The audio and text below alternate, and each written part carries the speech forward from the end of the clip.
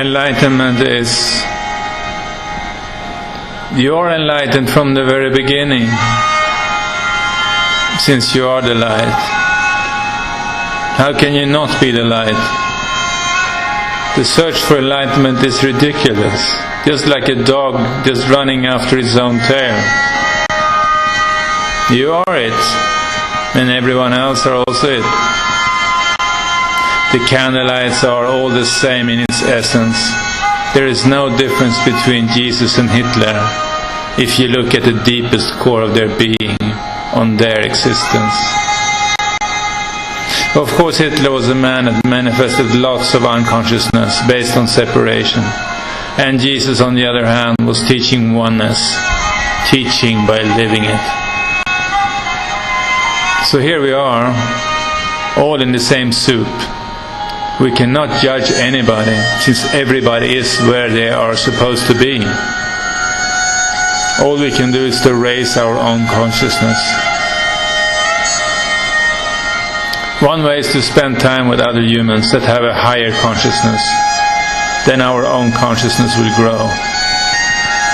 Another way is to share what you know, express what you know in one way or the other. Focus on your deepest wisdom, your deepest core, and other humans will grow through you, and you will grow effortlessly. So here I am saying that you are already enlightened, and yet there is a growth happening. That is one of the contradictions in life. You are enlightened. There's nothing you can do to become enlightened, because any doing will take you away from being. Our species is called human beings, yet the whole humanity insists on doing. The closer you come to your innermost being, the easier it will be to be and do at the same time. Connected with your source, your being, and still do things. And that is very beautiful.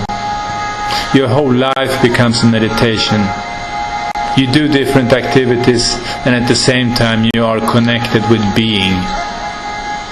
It's very simple and totally natural, how we were supposed to be. To get connected with being means you have to empty out everything that is making you restless, everything you carry in your body and mind. The body and the mind work together. Working with the body is a very useful tool. Witnessing the mind without working with the body will make you very intellectual, heady, enlightened. My approach has been to empty out every cell of the body, every blockage, every tightness, everything that stops me from being totally open. Maybe the words being totally open, totally empty, better reflects what enlightenment really means. But when the light is on, the light is on.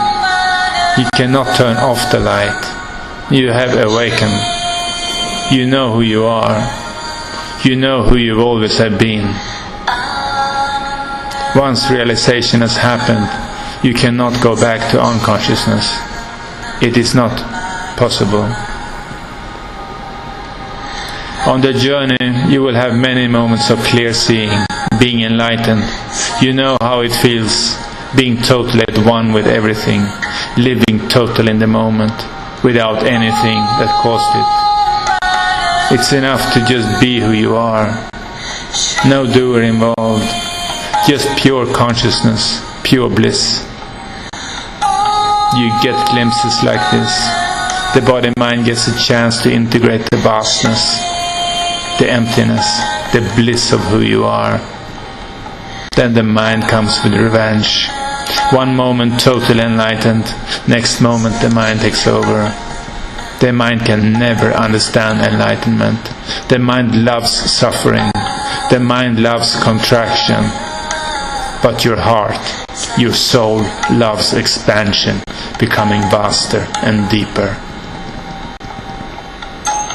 There's a gradual enlightenment and an instant enlightenment. During the gradual enlightenment process, the mind comes back and blocks you from the real, from the ultimate reality. Like the clouds on the sky. You are the sky, and when suddenly the clouds are there, you don't see the sky, but in reality it is there, and it has always been there. In one way we're playing hide and seek with ourselves and with each other. We have all played the game very well, using the mind to forget who we really are. The mind consists of both thoughts and emotions. Thoughts and emotions you can pick up from the past or from the people who are around you. In fact, the more empty you become, the closer to your awakening you are, the more you will feel other people's thoughts and emotions. The whole journey home is to continue to peel off all the layers. And the peeling happens by understanding. Understanding from the mind and understanding from the body. They are intertwined. Emotions is your link between the body and the mind. The trick with emotions is to allow, but not indulge in them. It's important to find a balance, so you don't repress nor indulge in your emotions. When the emotions arise, it's also key to witness them, getting a little distance to yourself, remembering that you're not your emotions. It's just something that happens beautifully, so you can become more empty, more authentic and beautiful. The blockages you created when you were young were a great mechanism, so that you could protect your innocent, tender heart. Now you can open it up and rediscover yourself, becoming childlike and simple again. Maybe you remember what it was like when you were 5-6 years old. You lived in the moment. Everything was so fresh, delicious and new. It is this childlike simplicity you're longing for. And it is there. It is in everyone. This center that we all share can be felt as a presence. It is absolutely still. There is no movement in stillness, and the flavor is the same. It is something to relax into. We can also call it silence. It is a silence that is juicy. It's full of life, and you can feel that this is who you are. A peaceful silence with life. And the flavor is of eternity.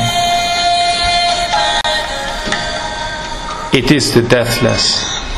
It is the birthless. When you touch it, when you taste it, you know, this is it.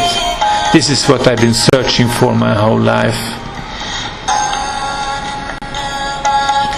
By exploring birth and death, you can get a taste of it. When someone is about to die or recently has died, that can throw you into your center. The mind cannot function there, but the real you works very well there.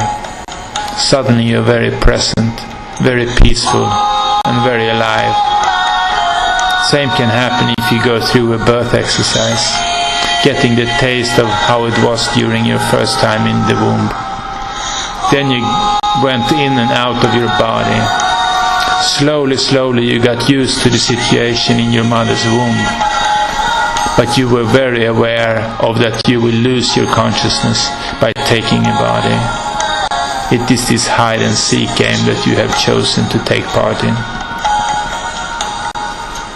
One can wonder why we do things like this. First we know who we are, and then we come to earth and forget who we are. Maybe we got bored being a candlelight in the sun, feeling oneness all the time. Nothing happens, just oneness, oneness, oneness. Another reason might be that we wanted to see how it is like to take a body and see for how long we can forget who we are and become really happy when we finally realize our true nature.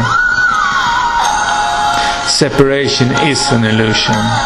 Oneness is the real.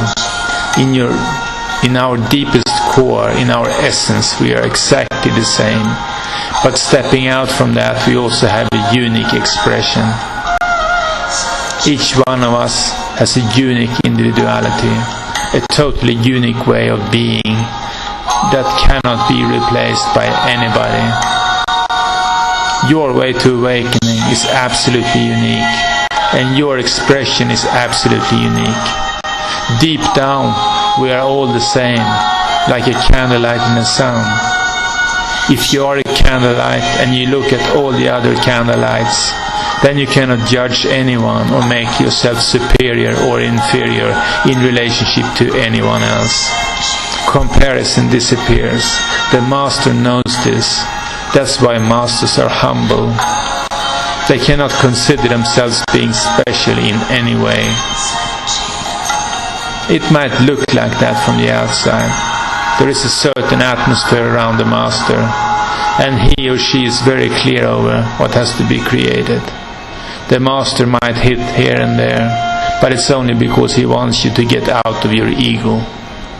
When the master hits you, it is out of compassion, out of love.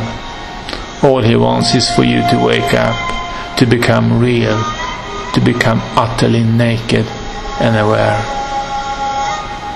Awareness is everything. Being connected with the truth, getting a distance to the mind. The mind is very tricky. It loves repetition. It loves a safe and boring life. But your heart, it loves adventure. It loves living utterly on the edge, without any safety net, just jumping straight